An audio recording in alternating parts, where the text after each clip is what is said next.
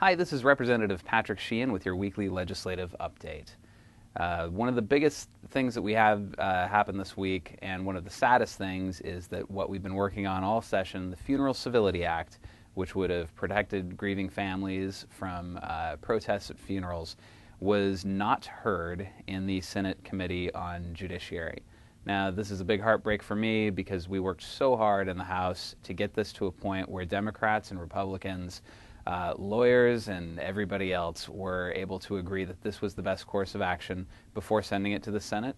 And when it hit the Senate Judiciary Committee, the committee counsel and the chair of the committee looked at it and decided that it was not strong enough in their estimation to survive lawsuits that would inevitably be brought, and they decided not to hear the bill, which essentially kills it. So the committee chair, Floyd Przansky, has agreed to do a work session in the interim, meaning once the session is over, we're going to come back to the table and we're going to throw out some ideas and try to get this into some sort of shape that would preserve the policy objective, which is to protect grieving families, but also make it something that the Senate is willing to buy off on and advance and move forward. What upsets me about this is that the bill didn't die because it was poorly written. The bill died out of fear, and it was fear of this lawsuit. And as an Oregonian and someone who's inspired every day by looking up at the beautiful painting of Joe Meek drawing the line in the dirt at what's now Shampooey State Park, and calling out all of the trappers and farmers and explorers to come out and step on one side of the line or the other, one side being accepting British rule through Canada, or the other side becoming a part of the United States. That inspires me every day, and looking up at that and thinking this was our line in the sand, and to say that we're afraid of a fight.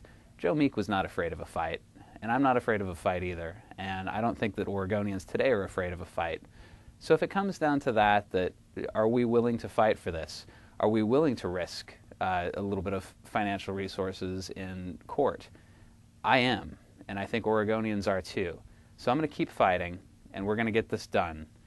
So we'll be taking this up probably in February, and we'll have some hearings between now and then. I wish I could say that we just got this done for you. It seemed like a really easy thing to pass through, but with this session just being as crazy as it is, we just didn't get it done. So we are working hard to make sure we get it done next time. Senate Bill 292 came out of committee the other day, and I think I may have mentioned something in an earlier legislative update about this.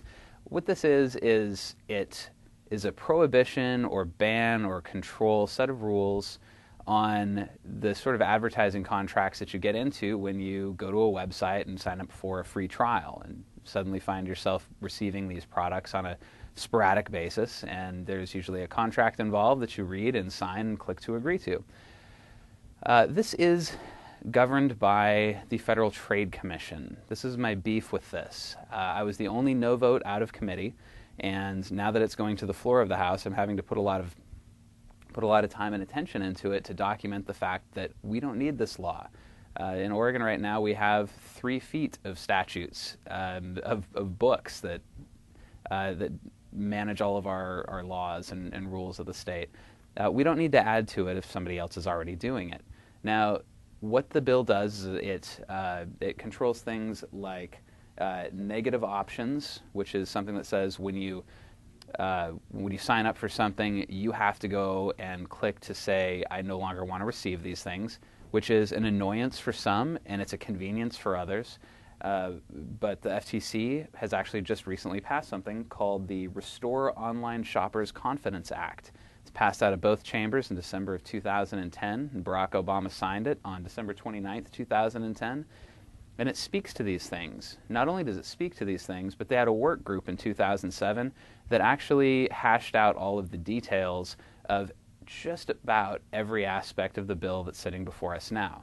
Now, the bill that's sitting before us now is based on a bill authored in California, and the California bill is actually law right now. It's the only state in the country to have this law. Again, it's unnecessary.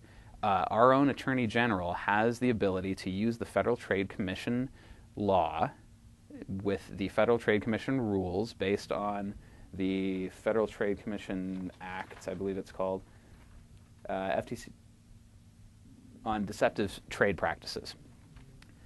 And the Attorney General has every right to try to right these wrongs if somebody doesn't follow these sort of best practices, which include things like you have a button at the bottom of a list of disclosures, and you have to provide a mechanism for someone to cancel that's the same way that they set up. So if you signed up on a website, they have to offer an easy way on the website for you to cancel. If you signed up on the telephone, they have to offer the same 800 number to get in and cancel the thing. So to me, it's redundant government. It's going to create a problem with if we pass the thing, we're going to have to be following this thing around every session to update it to match the federal guidelines. So we don't need it. This is the bottom line. The protections are there. And so I don't want to add to statute and add to the mess of state governments and give more and more of these statutes that aren't necessary. So I'm going to be voting no on it, and you can watch for the fireworks. It should happen on Monday, and you can follow along in the legislative media at state.or.us, and you can click on audio, video, and actually watch the thing if you want. It should be very interesting. I'm hoping that we're able to actually make a bill die on the floor. I've done that once before this session, and not very many people have. It's sort of an interesting thing to see. So I'm looking forward to saving Oregonians from having to spend a bunch of money on redundant legislation. There are a lot of bills that we're passing through the House of Representatives right now. A lot of them are concurring with the Senate. There was one today which I voted not to concur with because the Senate had removed a big portion of the bill that had to do with teen violence, and this is a big problem. And Representative Jules Bailey gave a great speech from the floor talking about a constituent in his area who was killed because of teen violence, and I thought it was a great speech, a great point, and I was happy to stand with him to send that back to the Senate, who's going to have a conference committee now.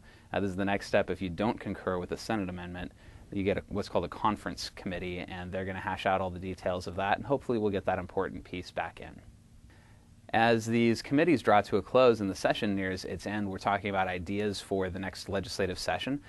Each individual representative is allowed 2 bills, which will be very interesting because some representatives had upwards of 70 this time around. So it's going to keep everything nice and tight, and hopefully everyone's bills will be heard. That would be a terrific change from our game that we had this time where we had, I think, 3,000 or 4,000 bills that were submitted, and they had to figure out a way to put as many as possible on the schedule. I think we'll have a better chance of everyone's bills being heard this time around. So I'm very excited about that. Also, each committee gets 5 bills to put forward, and so we're right now combing through all of our previous committee agendas and seeing which bills came through, which died, which languished, which were amended into uselessness, and figuring out how to move those forward and seeing which ones we want to move forward. For me, the driver's education bill is my #1 priority in transportation. It's going to save more than 100 lives per year. I'm devastated that we weren't able to get that out this session. So that's going to be one that I want to put together. Another one in my consumer protection and general government. I've got good indication from the chairs that the bill that I introduced about reserve accounts for capital improvements for state agencies is actually going to get a hearing again and work session, and we might be able to turn that into law. So I'm really excited about that. So other than that, some neat suggestions have been coming out, and we're negotiating all those. I'd love to hear yours if you have some suggestions as far as what you might like to hear brought before either the Transportation and Economic Development Committee or before the General Government and Consumer Protection Committee. That would be fantastic. I'd really like to hear your feedback, and you can do that at patrick@patricksheehan.org, or you can give me a call at the office at 503-986-1451. So I think that does it for the legislative update for this week. Thank you for tuning in, and we'll see you next time.